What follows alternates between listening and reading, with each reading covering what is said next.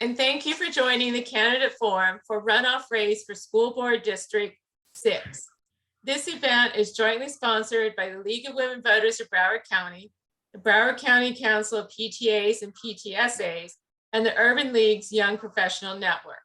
My name is Monica Elliott, and I am president of the Broward League, and I will be the timekeeper for the forum. For those of you who are watching this event live streamed on Facebook, the event will be continuous, but we will be stopping the Zoom recording after each district's forum so that we have 4 separate recordings to upload to the League's YouTube channel. The League of Women Voters was formed 102 years ago, just before women obtained the right to vote in August 1920. We are a nonpartisan organization with the mission of making democracy work. We have never endorsed a party or a candidate in our 102-year history. Behind me, you will see a banner promoting the League's vote411.org website.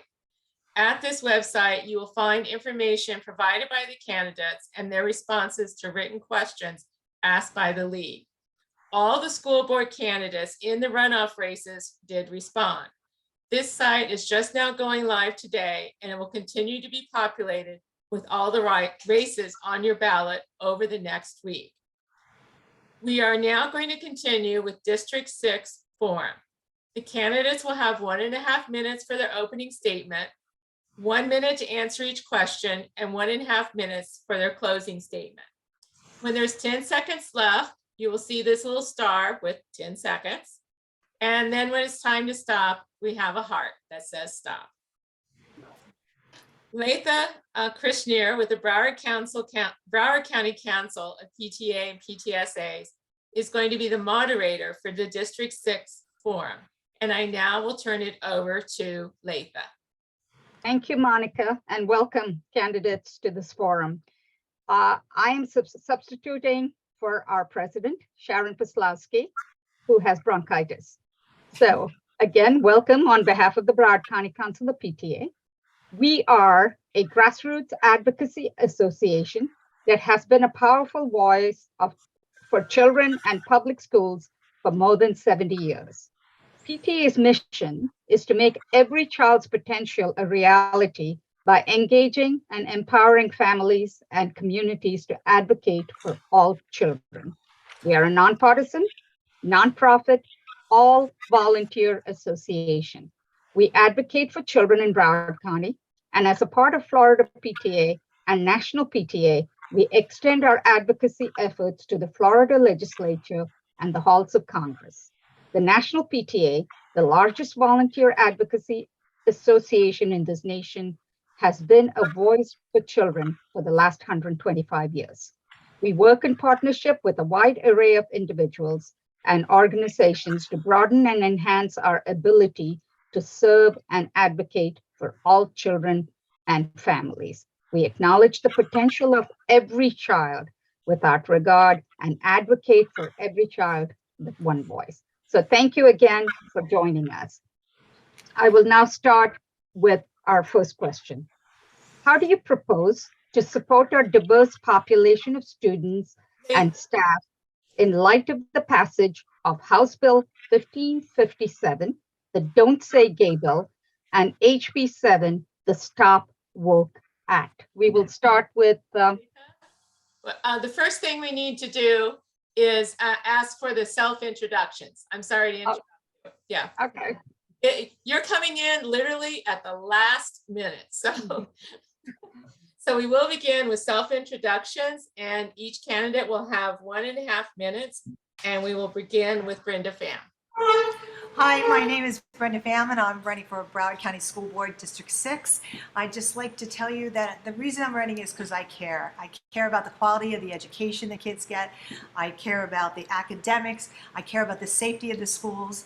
And I'm a seasoned person. I don't have a learning curve because I've actually had a child go through the process in Broward County. I've also had a child in crisis. I've been a guardian ad litem advocate where I've helped children in crisis. I have a 10-year track record of helping children in Broward County. For the last 3 years, I've been free legal work to parents and to children that are in crisis or that have been bullied and harassed. And I don't pick up the phone and ask them what party they're from. I don't ask them if they're gay or they're straight. I don't ask them any kind of information. The fact that they need my help is when I kick into action and I start helping them. So in addition, I've been an arbitrator, an administrator. I've ran my own business. I'm used to overlooking the big picture. I'm not in the fight. What I'm doing is looking at the big picture and bringing people together. This is all about repartnering, rebuilding relationships, and getting us back on track. We have three parties here. We have the parents, we have the teachers and the staff, support staff, and we have the school board, and we all have to work together. They all have to be connected, and I'm the person that can do that for you. Okay, thank you. And now Stephen Julian. Good evening, everyone. Brenda made a very good point about bringing everyone together. I'm born and raised here in Broward County, and we're talking about the teachers, the parents, and the school board. I've been the choice of Broward County throughout this process. I've gained the vast majority of the vote coming through early elections, 45% out of three candidates. Been endorsed by Save Action PAC, Concerned Citizens, Sun Sentinel, the Principals Group, Democratic Party, MGate, PQ, Florida Squeeze, PBA, Hispanic Vote, Equality in Florida, firefighters, AFL-CIO, and the Environmental Caucus. This community has spoken on who they want to see bring our schools to that next step. I want to thank my supporters for all they've done for me throughout this process, and I'm looking forward to making the school system here in Broward County the safest in the country. I know what it takes to make our schools best in class. I've been in the business world for 12 years while my wife finished med school and residency. I went back to school about a year and a half ago to finish up my master's in clinical mental health. I'll be pursuing my PhD in clinical mental health as well, which is a huge aspect of what we need to keep our schools safe is quality mental health programming. And I want to be able to help our kids from an early age to get those early interventions before they ever decide that they want to hurt themselves or others. We can talk about hardening our schools, but we need to be able to harden our minds of our students, teachers, and parents to make sure that we really have this community. Thank you. Okay, and now we will begin with questions with Latha Krishner asking the questions. Okay. Thank you again, and we will begin with you, Ms. Pham. How do you propose to support our diverse population of students and staff in light of the passage of HB 1557, the Don't Say Gay bill, and HB 7, the Stop Woke Act? Ms. Pham? Well, I'd just like to correct you. The bill does not contain the word gay or homosexual in there, and that's really a mischaracterization for what it stands for. It's really, the title of the bill is the Parental Rights Act, and that's what parents want. They want to know that when they send their child to school, that the child's going to be safe. They want to be informed if anything happens pronto, so they can address the situation. If there's any life-changing situations with their child, they want to be the first one to know so they can act on it. And what happens under that bill is it provides parents with the necessary notice so they can take the legal action that they need to do. The United States Supreme Court for more than 50 years has said parental rights supersedes all other rights. The Florida Supreme Court has also said, and our own Florida laws say parental rights supersede. The parents get to decide. A teacher, an administrator, no one else gets to superimpose their subjective opinion and substitute that for the parent. So I stand with the parents, and I think this is a way to bring the parents back in the loop because they feel disenfranchised. And in addition to that, teachers have been really requesting parents to enter and participate in education. This is the opportunity for that to happen. So I think this is a great way to bridge the gap, reach over the table, shake hands, and we all go together. Thank you, Ms. Pham. Mr. Julian, same question. How do you propose to support our diverse population of students and staff in light of the passage of HB 1557, the Don't Say Gay bill, and HB 7, Stop Woke Act? To start with, I could not disagree more with Brenda Pham on this topic. I truly believe that this is a two very destructive bills. One, we know the most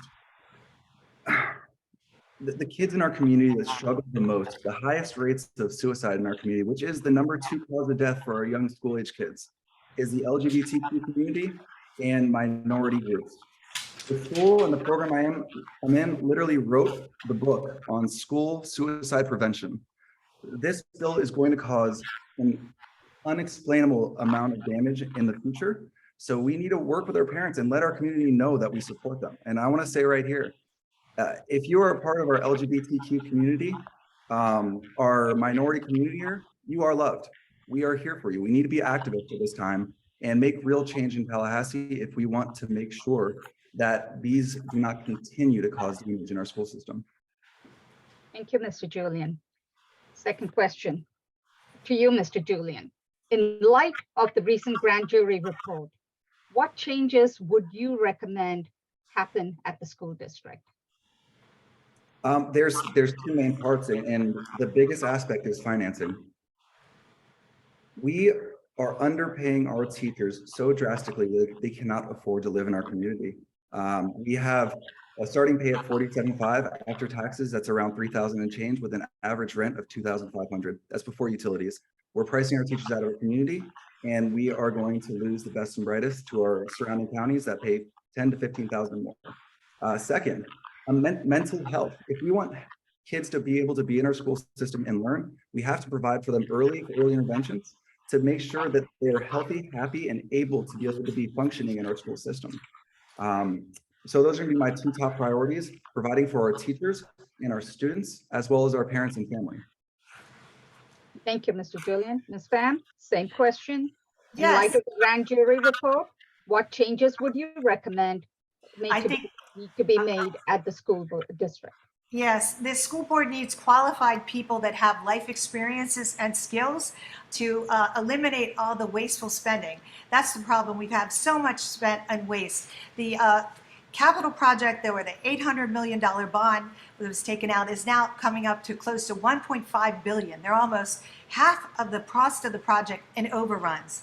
In addition to that, I've already spoken and reached out to the Hope for Healing initiative program, and they're really great, and they're sponsored by the state, would be cost effective because it doesn't cost Broward County anything, and we'd be working with mental health professionals, with the judicial professionals, and it would bring all these groups together.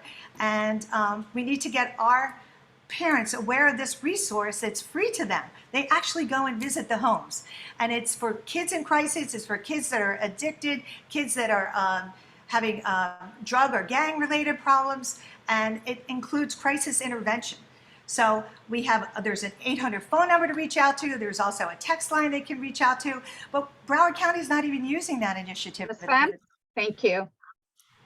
Mr. Julian, same question. Would you mind repeating that for me?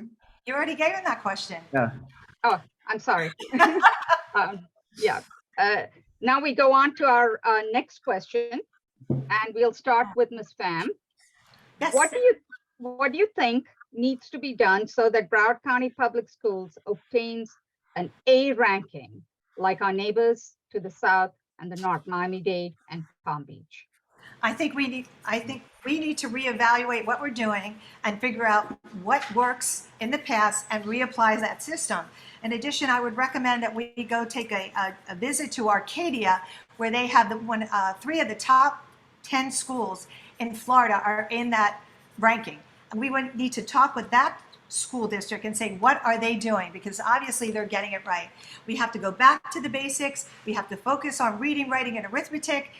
We have to make this our emphasis, and get political activism outside of the schools, because that's not what the parents want. If you look at the parents, say they don't ask about activism, they talk about education. And we have to get our kids back. 17.9 of the children that go to a college from Broward County will be the only ones that graduate. That's it. 50% of our children can't read and write. We're way, way behind. We need to play catch up right now, and we need to do it fast. Thank you, Ms. Pham. Mr. Julian, what do you think needs to be done so that Broward County Public Schools obtains an A ranking like Miami-Dade and Palm Beach? Well, I mean, we do look at Miami and Palm Beach, and I mentioned earlier, we are the lowest paying district in our tri-county. We're the 6th largest in the country, and we are losing our best and brightest to those areas. We have incredible teachers, but we are demonizing them and telling, we have people in our population saying that our teachers are trying to indoctrinate our children. We're banning books, education material to help our kids. How about we give them the quality education material, don't pull the books out of our library, really help our teachers, empower our teachers to be the best teachers they can be. We need to take the lessons from our surrounding area, pay our teachers a living wage, take care of our students, their mental health, like I mentioned earlier as well. If our kids are not mentally healthy, they cannot succeed. And those are going to be the main aspects that I would see moving forward. We really need to make sure that we're taking care of our teachers, parents, and kids, and the mental health and teacher salaries are the 2 biggest parts of that. Thank you. Next question. As a school board member, what would guide your decision-making, especially with topics where there are strong differences of opinion or when decisions involve the allocation of limited resources? This is to you, Mr. Julian. So I mentioned the past 12 to 15 years I've been in the business sector, had a great success going through spreadsheets and finances of major companies. And we need to make sure the money is going where it needs to go. We know our teachers are struggling. We know our kids are struggling. We know we have old infrastructure. We need to make sure we're putting our assets, the areas that are going to bring us the best return on investment. We have projects that have been sitting incomplete for years and years, and it's just raising the cost of that completion. We need to make sure we put the right people in place that know how to allocate the funds and make sure the projects are being done on a timely manner. Make sure that the money is going to our kids and our teachers, because at the end of the day, that's what matters, is our teachers and our children. Thank you. Ms. Pham, same question. As a school board member, what would guide your decision-making, especially with topics where there are strong differences of opinion or when decisions involve the allocation of limited resources? Yes, ma'am. I've ran a law firm. I've been a practicing attorney for 30 plus years. What would run my decision making is I would follow the law. And I would, as a school board member, you take an oath and swear your allegiance to enforce the Florida Constitution and abide by Florida laws. So I would not deviate from that. I would stay with that. And in addition, in the event that I tried to even deviate, they would take my law license. So I have a stake in this. In addition, I don't know of anybody that's asking for books to be pulled out of libraries. They're asking for age-appropriate books, and that's a whole different standard. No one's asking for book burning, book banning. They're asking for age-appropriate materials across the board.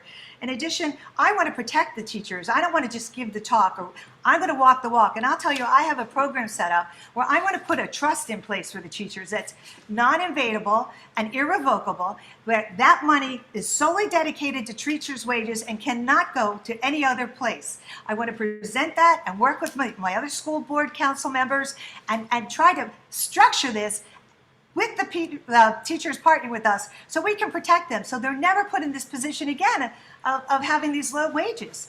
In addition, I want to say that I have teachers telling me that they're leaving because they're being threatened by gang members and there's no protection in the school. So this is solely about wages. This is about a lot of other issues. Thank you, Ms. Pham. Thank you. This next question goes to you, and it's interesting that both of you brought up the issue of books. This is important to our children and our families. This is Banned Books Week, which is the annual celebration of the freedom to read. Although HB 1467 appears to only refer to school district library media centers, at a recent school board meeting, there was a suggestion that books in individual classroom libraries, not media centers, purchased by teachers, should also be cataloged and checked for compliance with the law. Do you agree with this proposal? Why or why not? Ms. Pham? Yes, I agree with this proposal because it again goes back to age appropriateness. We had a bill that was passed, and it wasn't passed by a small minority. It was passed by a majority with 2-to-1, saying that the parents and the people of this state want age appropriate materials in the school. So we need to honor that decision. It was done legally. I followed the law. I'm an attorney. And if you don't like that law, then you need to change that law. But you don't just disregard it and sweep it under the carpet. So I am in support of the parents who have the decision-making authority of what their children should be learning. Thank you, Ms. Pham. Mr. Julian, same question. Do you want me to read it again? No, it's okay. Brenda had a great point there. If you don't like the law, you need to change the law. I implore everyone on this call to vote. It is imperative. If we are not allowing our teachers to teach, we're not allowing our children to read. We're not allowing our children to learn American history, the way it truly happened. We are going to see ourselves repeat the mistakes that we've had in the past. It's so important. So no, I do not support the removal of personal schools. I trust our teachers to provide quality education materials, and oftentimes they're buying it out of their own pocket. The average teacher spends close to $2,000 a year out of their own pocket on school supplies. Already having such a low salary, that's how much they care. They're not going to put something that is going to be obscene in the classroom. They care for your kids. They raise your kids when you're at home, when you're at work. It's time for us to trust our teachers to teach and to help them. It's time for us to help our kids with age appropriate, with regular material that they can learn in. So no, I do not support that one bit. Thank you, Mr. Julian. This last question goes to you first, Mr. Julian. Due to the departure of key senior administrators, a knowledge gap now exists at the school district. What strategies will you propose to fill the knowledge gap, and what process will you adopt to hire qualified administrators to fill these positions? That's a great question. And for me, as a younger kid, I struggled in school prior to 7th grade. I have dyslexia, I have ADHD, and when I was a younger kid, I thought I was just slower than my average classmate.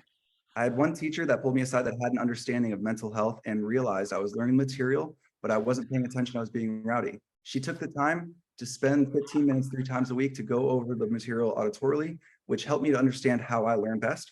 Ended up graduating high school with a 3.7, college 3.7. I have a 4.0 in my master's program. I'm going for my PhD. We can't let our kids keep falling through the cracks. We need to provide our teachers with every opportunity for them to help our children.